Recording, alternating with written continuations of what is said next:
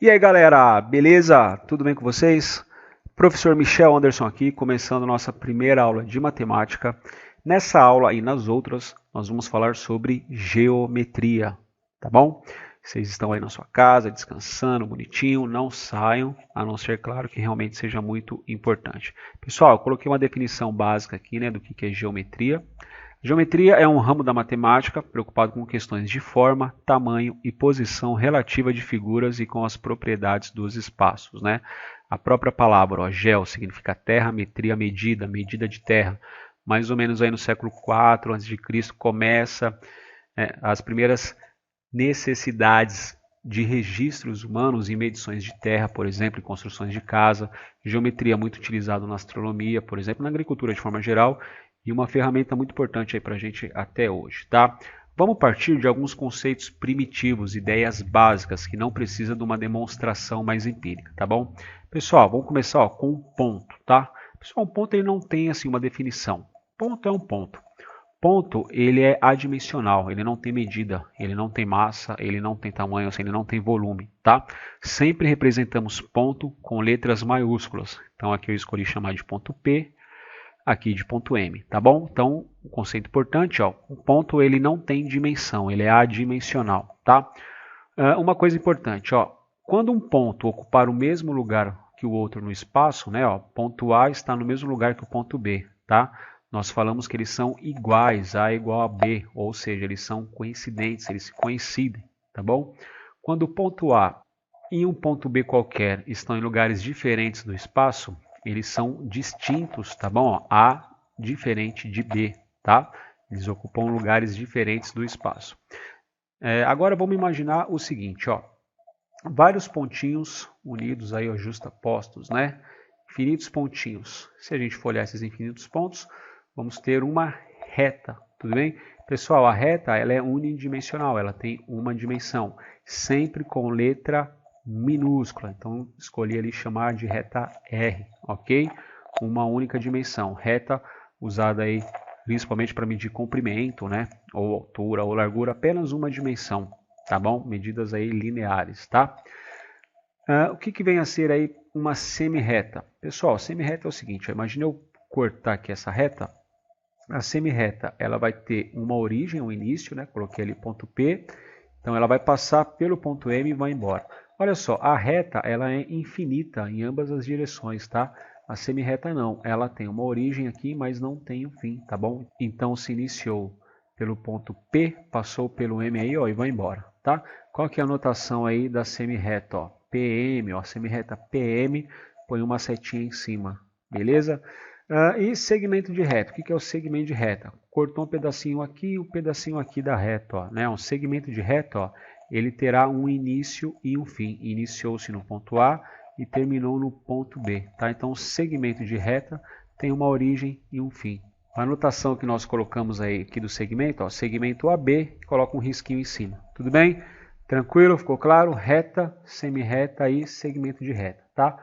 Continuando, um outro conceito primitivo, pessoal, o plano. Imagina o seguinte, ó, várias retas justapostas, né, encostadinha na outra, infinitas retas, vai formar um plano. Plano, geralmente, né, ou quase sempre, com letras gregas, tá? Então eu chamei aí de plano alfa, tá bom? Tá? Pessoal, plano ele vai ter duas dimensões, né, bidimensional. Nesse caso aqui, ó, por exemplo, comprimento e profundidade, tá? Comprimento e largura, sempre duas dimensões, tá? Fugindo um pouquinho da geometria plana agora, noção de espaço. Imagina aí vários planos, mesma coisa, justapostos, tá vendo? A junção de todos esses planos vai formar uma figura tridimensional, tá bom? Então, ela terá três dimensões, ó. Nesse caso, coloquei um paralelepípedo, né? Comprimento, largura e altura, tá bom? Ok? Pessoal, um outro conceito primitivo bacana é a ideia de estar entre. Estar entre, o que é isso? Ó, vamos lá, coloquei aqui uma reta R qualquer e vou fazer o seguinte, vou colocar dois pontos, ponto A e o ponto B, tá, que estão contidos nessa reta R aí. Então, o ponto A e o ponto B pertencem à reta R. Eu vou colocar um ponto K entre A e B, tudo bem? Repara que o ponto K está entre esses pontos, tá? Notaçãozinha é, o ponto K pertence à reta R, tá bom? Então, K está entre A e B, tá? Diferente disso daqui, ó. O ponto K ele está fora aqui, né? Ele não está entre A e B, tá vendo? Tá? A reta R contém os pontos A e B, porém o ponto K não pertence à reta R, tá? Então, neste caso, K não está entre A e B. Legal, eu quero chamar a atenção de vocês para essa situação aqui. Alguns conceitos primitivos, que a gente não precisa demonstrar, que através da lógica a gente consegue entender isso sem nenhum tipo de demonstração. Bom, a primeira ideia é a seguinte: se eu falo que o ponto K está entre A e B, vocês concordam comigo que, primeiro, esses três pontos eles não podem ser coincidentes? Um ponto não pode estar em cima do outro, né? Eles não podem ocupar o mesmo lugar no espaço, porque senão não haveria como o ponto K estar entre A e B, tá? Um outro conceito também que a gente consegue tirar disso é o seguinte, que o ponto A, K e B, eles são colineares, ou seja, eles estão na mesma reta, tá bom? Eles estão alinhadinhos aí, tá? E um outro conceito é o seguinte, se eu falo que o ponto K está entre A e B, vocês concordam que é impossível o ponto B estar entre A e K? Né? Se o ponto B está entre A e K, logo K não estará entre A e B. E nem o ponto A estar entre K e B. Isso daqui também não acontece, tá? Então repara que são conceitos básicos, primitivos, que não precisa de uma demonstração mais rigorosa. Tudo bem? Vamos falar um pouquinho de segmentos congruentes. Ó, o que é um segmento congruente? Quando tiverem a mesma medida na mesma unidade. Tá? Então, olha só, o segmento AB ele tem 8 centímetros, diferente do segmento CD, que ocupa um outro lugar no espaço, tá bom? Esses segmentos, pessoal, eles são congruentes, eles não são iguais. Para ser iguais, o ponto C deveria ocupar o lugar do ponto A, por exemplo, e o ponto D está no mesmo lugar que o ponto B, serem pontos coincidentes, né? E aí um segmento coincidiria com o outro. Nesse caso, nós falamos que são segmentos congruentes ou segmentos equivalentes, tá bom? Só que para ser segmentos congruentes, eles precisam ter a mesma medida, né, na mesma unidade. Então, olha só, 8 centímetros, ó, unidade aqui centímetros, tá? São segmentos congruentes, tudo bem? Entenderam a diferença, né, de quando são segmentos iguais e segmentos congruentes, ok? Isso aqui é importante para a gente entender as próximas aulas. Como que nós escrevemos? Ó, o símbolo de congruência. O segmento AB congruente ao segmento CD, tá bom? É esse símbolo aqui. Beleza? Bom, falar um pouquinho de divisão de segmentos. Coloquei o seguinte, ó, sejam três pontos, A, B e C distintos e colineares, tá? São pontos distintos e que estão alinhados, tá bom? Estão na mesma reta. Onde, ó? Vou colocar aqui, ponto A, um ponto C e um ponto B no meio. Eu vou falar que o segmento AB, aqui, ó, vou dar uma medida aqui, por exemplo, 8 centímetros, tá? Segmento BC, 4 centímetros. Isso me autoriza a dizer que o segmento AC, né, ó, de A até C, é a soma desses dois, né? Já que eles têm o mesmo ponto em comum. Então, 12 centímetros, tá? Bom, disso, pessoal, a gente consegue escrever aí algumas proporções, né? Ó, então, vou colocar aqui a razão entre o segmento AB e o BC. É a mesma coisa que 8 para 4, né? 8 centímetros o AB e BC 4 centímetros. Isso aqui também é uma divisão, a gente pode dividir, né? 8 dividido por 4 dá 2. O que isso significa? Que o segmento AB é 2 vezes maior que o segmento BC, tá? Posso fazer o seguinte também, ó, colocar o AB, o segmento AB, em relação ao maior ali, ó, o AC, ou seja, 8 centímetros para 12. 8 e 12, né? Os dois são múltiplos aí de 4, né? Então, vamos dividir aí os dois por 4. Tá? Isso aqui dá 2 sobre 3, ou seja, a cada 2 centímetros do segmento AB, o AC terá 3. Tá? E a mesma forma, ó, vamos pegar aqui o pequenininho, o BC 4 centímetros, e o AC o maior, que é 12. Né? Então, 4 está para 12. Ó. 4 e 12A, simplificando, é a mesma coisa que 1/3. Ou seja, a cada 1 centímetro no segmento BC, o AC será 3 vezes maior, é o triplo. Tá bom? Então, um pouquinho de divisão de segmentos, tá? Isso tudo é o que o nosso material traz. Ponto médio de um segmento, ó. Sejam 3 pontos A, P e B distintos e colineares. Dizemos que um ponto P é ponto médio do segmento AB quando AP for igual a PB. Então, olha só, coloquei um segmento AB aqui. Quem é o ponto médio? Um ponto médio, o ponto P sobre a reta R, será aquele ponto que divide o segmento AB em duas partes com a mesma medida, ou seja, AP tem que ser igual a PB, tá? O que a gente pode concluir disso? Ó, AP igual a PB. Qual é a nossa conclusão? O segmento AP dividido pelo segmento PB, essa razão, tá? Essa constante, ela sempre será igual a 1. Vocês concordam? Por quê? Qualquer medida dividido por ela mesma, ou seja, qualquer número dividido por ele mesmo, sempre vai dar 1. Se as medidas são iguais, a razão entre eles será 1. Tá bom? Beleza, continuando. Pessoal, ó, falamos aí um pouquinho, né, dos conceitos primitivos e já aqui falando sobre os postulados. Os postulados são ideias primitivas, ó, sem a necessidade de uma demonstração. A gente não precisa demonstrar a veracidade dela, tá? Diferente, por exemplo, de um teorema, né? Teorema de Pitágoras, teorema de Tales, enfim.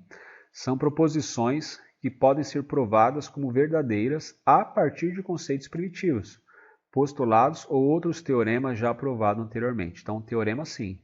A gente tem que partir de alguma coisa, de um postulado, e nós conseguimos fazer algumas demonstrações, tá? Tudo bem? Bom, não vou falar nessa aula sobre teorema, apenas de alguns postulados importantes da geometria. Aqui não estão todos, mas eu coloquei alguns principais aí pra gente, tá? O primeiro postulado, pessoal. Existem infinitos pontos no espaço. Tudo bem? Isso é definido, ó. Existem infinitos pontos no espaço. Ok. Bom, se existem infinitos pontos no espaço, eu posso dizer também que existem infinitas retas no espaço, tá bom? E se existem infinitas retas no espaço, eu posso dizer que existem infinitos planos no espaço. Tá aí o nosso terceiro postulado. Quarto postulado, existem infinitos pontos numa reta, bem como fora dela. Ó, realmente, ó, uma reta R, se é uma reta e ela é infinita em ambas as direções, existirá infinitos pontos sobre essa reta. Então, coloquei aí, ó, ponto A, B e C, por exemplo, pertence à reta R. E bem como fora dela também, né? Ó, ponto L, M, N não pertencem à reta R, tá bom? Postulado 5. Por um ponto passam infinitas retas. E é verdade, olha só, se eu tenho um ponto A, quantas retas passa por um e apenas um ponto? Infinitas, né? São infinitas retas aí, tudo bem? Então coloquei alguns exemplos aí, ó, tá? Postulado 6. Dois pontos distintos determinam uma única reta. Aí se eu quero ter uma única reta, eu preciso dois e apenas dois pontos, tá? Dois pontos, claro, distintos. Então o ponto A e o ponto B são pontos distintos. Por esses dois pontos passará uma única reta R, tá? Se passar outra reta sobre o ponto A e B, a reta R, uma reta S, por exemplo, essa reta R com essa reta S serão retas coincidentes, tá? Mais para frente a gente vai falar sobre posições relativas entre retas, retas coincidentes, retas paralelas, retas concorrentes, tá bom? Postulado 7 fala o seguinte, ó, um ponto O de uma reta divide-a em duas regiões chamadas semirretas. O ponto O é chamado de origem da semirreta e elas são ditas opostas. Olha só, reta R, coloquei um ponto O aí, tá? O ponto O é a origem. E aí eu tenho duas semirretas, concordam? A semirreta OA, tá? Isso aqui é uma semirreta. A origem é o ponto O, tá? Escrevemos assim. E a semirreta OB, tá? A origem é o ponto O. E essa semirreta passa pelo ponto B, escrevemos dessa maneira. Tá bom, pessoal? Postulado 8 fala o seguinte: três pontos não colineares determinam um único plano. Olha só. Três pontos que não estejam alinhados, obviamente, se estiverem vai formar uma reta, esses três pontos determinam um único plano e não dois, tá? Então eu posso pensar ao contrário. Se existe um plano, com certeza existirá pelo menos três pontos não colineares nesse plano. Tudo bem? Postulado 9. Existem infinitos pontos no plano, bem como fora dele. Olha só, plano alfa aí, né? Nesse plano existirá infinitos pontos. Lembra lá do exemplo da reta? Mesma coisa. Ó. Ponto A, B e C pertence a alfa e fora do plano também, tá? L, M, N, tudo bem? Repara que é um postulado que foge aí um pouquinho da geometria plana, né? Porque eu não estou falando agora só do plano, estou falando em pontos que estão fora desse plano, ok? LMN não pertence a alfa. Postulado 10. Uma reta de um plano, esse é legal, hein? Divide-o em duas regiões chamadas semiplanos. A reta é chamada de origem dos semiplanos e eles são ditos opostos. Então eu tenho um plano alfa. Essa reta R, pessoal, vai dividir esse plano em duas regiões. Então vamos imaginar aqui a parte superior, aí vai aqui do plano do desenho, né? Que é um semiplano, aqui será um outro semiplano, tá bom? Postulado importante também é o postulado 11. Olha só, se dois pontos distintos pertencem a um plano, então a reta que passa por esses dois pontos também pertence ao plano. Olha só, ponto A pertence a alfa. Vamos entender isso. Eu tenho um plano, eu estou afirmando que o ponto A pertence a alfa. Ponto B também pertence a alfa. Pelo ponto A e B passa uma reta R. Então, o ponto A pertence à reta R e o ponto B pertence à reta R. Pessoal, se os dois pontos pertencem ao plano alfa e os dois pontos também pertencem à reta R, qual que é a conclusão óbvia que nós tiramos? Que a reta R pertence ao plano alfa, tá bom? E o nosso último postulado aí, ó, bacana também, ele fala o seguinte: uma reta que tem e apenas um ponto em comum com o plano, então ela não pertence ao plano, ou seja, ela furará o plano. Vamos entender, ó. Tem uma reta R aí, tá? O ponto A e B pertence a essa reta R, já estou afirmando. E olha só, coloquei um plano alfa, tá? O ponto A pertence ao alfa, tá? Mas o ponto B não pertence, ou seja, a reta em relação ao plano só tem um ponto em comum. O que isso significa? Que a reta R está furando este plano aqui, tá bom? A reta R, ela não está sob o plano não contém a reta R. Se a reta R e o plano alfa têm apenas um ponto comum, quer dizer que ela vai atravessar este plano, tá bom? Mais para frente nós vamos ver o seguinte, que se a reta R e esse plano não tiverem pontos em comum, então a reta será paralela ao plano, tá bom? Bom, pessoal, o nosso último postulado está aí, tá? Coloquei ó, logo a reta R não pertence ao plano alfa. Vamos fazer alguns exercícios, tá? Exercício 1. Fala o seguinte, ó. A respeito das características do ponto em geometria, assinale a alternativa correta. Letra A. O ponto pode ser definido como a menor unidade geométrica e é usado para definir outras figuras como retas e plano. O ponto pode ser definido como a menor unidade. Acabamos de falar que o ponto não pode ser definido, né? Muito menos como a menor unidade geométrica. Letra B. O ponto não pode ser definido, ok, mas algumas de suas características podem ser usadas para diferenciá-lo de outras figuras. Por exemplo, o fato de possuir apenas uma dimensão. Não, nós falamos que o ponto ele é adimensional, né? Então também não é a alternativa B. A alternativa C. O ponto pode ser definido como o menor espaço entre duas figuras geométricas. Também não, né? Letra D. O ponto não pode ser definido e não possui dimensão nem formato. Ok, isso nós sabemos. O que garante a precisão de seu uso nas localizações geográficas? Ótimo, é a D, mas vamos ler a outra. O ponto é o único ente geométrico que não pode ser definido? É o único? Não, né? Então, a alternativa correta aí, letra D de dado, ok? Exercício 2. Sobre a formação, as características e o uso das retas, assinale a alternativa correta. As retas são noções primitivas da geometria que não possuem definição, ok? Mas que apresentam uma única dimensão, ótimo. Assim, elas permitem que sejam feitas medidas de comprimento ou largura a partir delas. Bom, perfeito. Vamos ficar na A, vamos ler as outras. As retas podem ser definidas como a distância entre dois pontos. Não, distância entre dois pontos é um segmento de reta. As retas podem ser definidas como figuras geométricas que não fazem curva. Também não. O número de dimensões que as retas possuem, a letra D, possibilita a construção de qualquer figura geométrica sobre elas, desde que essa figura seja feita com base em lados retos.